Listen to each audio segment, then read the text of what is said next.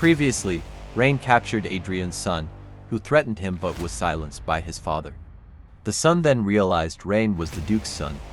Adrian begged for forgiveness and accused Eldrick of planning a rebellion. Rain dismissed Adrian and later met Eldrick, using his system to confirm Eldrick's disloyalty. Now to this week's chapter. Later that day, Rain returned home and began working on a plan. He paused for a moment, reflecting on how the nobles had returned over 100,000 gold. He realized that the amount was equivalent to about 2 years' worth of taxes taken from Aisling.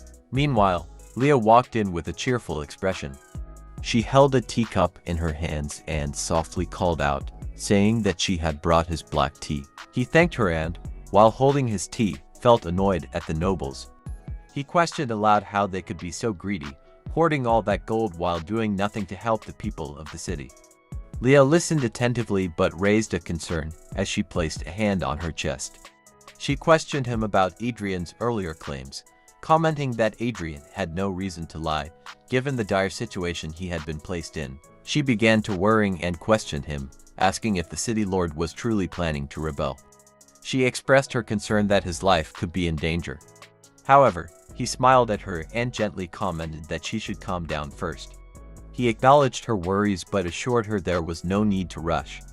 Closing his eyes, he confidently remarked that he was certain Eldrick was planning to rebel, but he could not reveal his hand just yet. Still concerned, she asked why he could not arrest the city lord yet.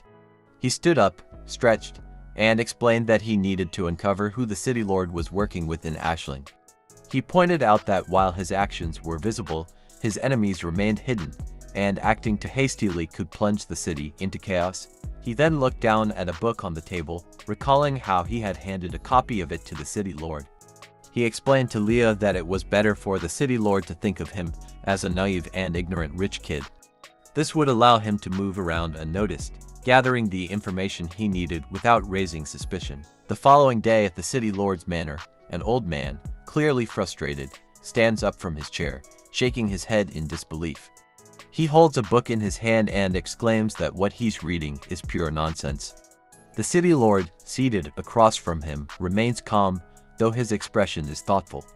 He gestures for Guildmaster Malcolm to settle down, reassuring him that Rain is simply young and eager to prove himself to his father. He explains that Rain wants to show that he is capable of managing this territory and is trying to prove that he is not weak. However, Malcolm, clearly not convinced, stands firm, his face stern. He tells the city lord that he should not be supporting Rain in this matter. He argues that even the Grand Duke, a man of great wisdom, would have shown respect when dealing with wizards, and thinks that Rain's actions are those of an incredibly naive and reckless young man.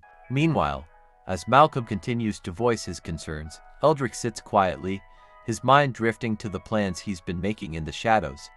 He recalls how he had intended to bribe the Wizards Guild to aid him in his schemes. However, his thoughts shift to the book Rain had given him, the one about the water project. A wicked smile spreads across his face as he thinks about the irony of it all. It was Rain's mistake for handing him that book. It was exactly what he needed. Eldrick had already passed it on to the Wizards Guild the day before. And now, with Malcolm complaining about it, things were falling into place perfectly. Just then, Malcolm turns to leave, muttering that Rain is acting like a child and that he plans to have a word with him. Eldrick quickly calls out to him, feigning an attempt to stop him. Inside, however, he smiles darkly as he watches Malcolm walk away. In his mind, he thinks about how Rain's actions have offended the Wizards Guild. With this misstep, Rain will find himself isolated in the city, with no allies to rely on. Back at Rain's place, he focused on his plans, lost in thought about his earlier years in his previous life. He had spent those years working on engineering drawings, without much interaction with the world around him, absorbed in his studies as a first-year student. The complexity of his plans helped distract him from his current situation. As he sat there, Leah knocked and entered the room. She smiled as she informed him that the guild master of the Wizards Guild, Malcolm, wanted to meet with him. Rain paused, momentarily confused. He didn't know who this Malcolm was, and the idea of a guildmaster wanting to meet him was unexpected. He wondered why someone from the Wizards Guild would be interested in him and what their visit could mean. Rain could see Malcolm from down the hall as he approached, and the guild master's sharp gaze met his. Malcolm didn't waste any time, immediately questioning Rain on what he was doing. As Rain entered the room with Leah, Malcolm turned toward him, his expression stern. He questioned Rain again, this time accusing him of insulting the Wizards Guild. Rain, still confused, furrowed his brow. He asked Malcolm what he meant, genuinely unaware of any insult he might have caused. He couldn't understand what had led Malcolm to believe he had offended the guild, his mind racing to piece together the situation. Malcolm held up a paper in front of Rain, his expression cold as he stated that Rain should stop acting clueless. The paper, he explained, was the recruitment letter Rain had sent, and it was the source of the insult. Rain took the paper from Malcolm's hand, still feeling confused. He scanned it for a moment before speaking, his voice filled with genuine confusion. He didn't understand how the recruitment letter, which he had created for the purpose of outlining plans for a dam, could be considered an insult to the Wizards Guild. Malcolm, now visibly angry, pointed at the paper and exclaimed that the recruitment letter clearly stated he would refuse applications from wizards. He insisted that this was a direct insult to the Wizards Guild. Rain paused, his confusion fading as he understood the problem. He thought about the labor-intensive work required for building a dam, realizing that it was the type of task that would demand hard, physical labor, something wizards usually avoided in favor of easier jobs with bigger rewards. It made sense now why the Wizards Guild would be offended by his recruitment terms. Malcolm demanded that Rain explain the reasoning behind such a statement, warning him that if he couldn't provide a reasonable answer, every wizard in the guild would refuse to work for him from that moment on. As Malcolm continued speaking, Rain seized the opportunity to activate the system, eager to analyze Malcolm's stats and uncover any additional information. Rain's system displayed Malcolm's stats: 70 for leadership, 48 for attack, 82 for magic, 68 for strategy, and a loyalty of 82. His special attribute, wants to learn more, along with being straightforward, stood out. Rain noted that Malcolm's loyalty wasn't low, which made him think that someone must have put him up to this. Rain smiled at Malcolm and explained that there must have been a misunderstanding. He assured him that he never intended to insult the Wizard Guild. To clarify, he gave 3 reasons for not hiring wizards for the project. First, he explained that wizards had limited mana, which would prevent them from meeting the strict deadlines for the project. Second, hiring wizards was simply too expensive. One wizard would cost the same as hiring 10 physical laborers. Finally, Rain pointed out that most wizards were part of a guild that would protect them, whereas ordinary civilians had no such protections. As the new lord of the area, it was his responsibility to take special care of the people under his protection, the common folk. Malcolm disagreed with Rain, firmly stating that magic was the rule of this world. He emphasized that those without magical talent were automatically considered inferior to wizards in this society. Rain nodded, acknowledging that magic indeed held significant power in this world. However, he rubbed his head in frustration, reflecting on how in his old world, there was no such thing as magic. That world was far more developed, relying on technology and engineering rather than arcane abilities. Rain firmly stated that starting with Ashling City, he intended to make everyone understand that wizards were no different from civilians, and that they were all equals in this world. He believed that in a world where everyone contributed their skills, there should be no hierarchy based on magic. Malcolm's expression shifted to one of seriousness. He warned Rain, his voice low and firm, that if he didn't retract his statement, it would make all wizards his enemies.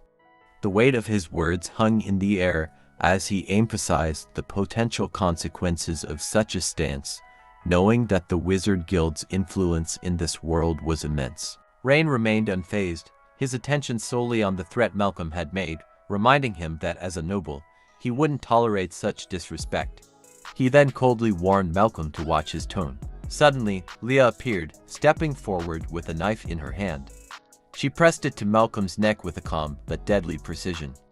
In a firm voice, she stated that anyone who insulted Rain would meet her blade. She added that as a noble, Rain had the right to take his life for such an offense. Malcolm, clearly panicked, froze. His eyes flickered nervously between Rain and Leah. He tried to backtrack, stammering that Rain was talking nonsense and that he had been mistaken. Rain smiled coldly, his eyes narrowing as he observed Malcolm's panic. He calmly stated that it was not nonsense and that the law existed. If Malcolm didn't believe him, Leah could end his life right there. Rain reminded him that he was the Duke's son, not just any basic noble. He then questioned who a judge in court would rule in favor of. Malcolm's face drained of color, realizing the gravity of the situation. He understood that challenging Rain or insulting him could have severe consequences, especially with Leah standing ready to enforce the noble's law. In a panic, he quickly apologized, begging Rain to spare his life. Rain looked at Malcolm's stats and noticed that despite the tense situation, his loyalty remained unchanged. This led him to believe that Malcolm had been unaware of being manipulated by someone else and was simply misguided. Rain thought Malcolm was simple-minded. He then commanded Leah to let him go. As she heard the order, Leah swiftly pulled the knife back, closing her eyes and nodding to acknowledge the command. Malcolm, still in shock, hadn't even seen the knife move. Just then, the system notified Rain that he had completed the novice quest of activating his ability 10 times on people. The system confirmed that the novice reward pack was now available. Following that, another window popped up giving him a new mission to obtain 5 high-status people. The system also mentioned a new function that was now available. Rain smiled as he read the information, eager to see what rewards awaited him. Meanwhile, Malcolm left the building and saw Eldrick waiting for him. Eldrick approached and asked how his conversation with Rain had gone. Malcolm rubbed his head, clearly frustrated, and thought it best to avoid discussing the encounter. He stated that Rain hadn't listened to him and had simply sent him away. Eldrick, however, smiled with an evil grin, sensing an opportunity. He commented that he had an idea that would change Rain's mind and make him more respectful to wizards. Thanks for watching. If you enjoyed it, please subscribe and like. It really helps me out.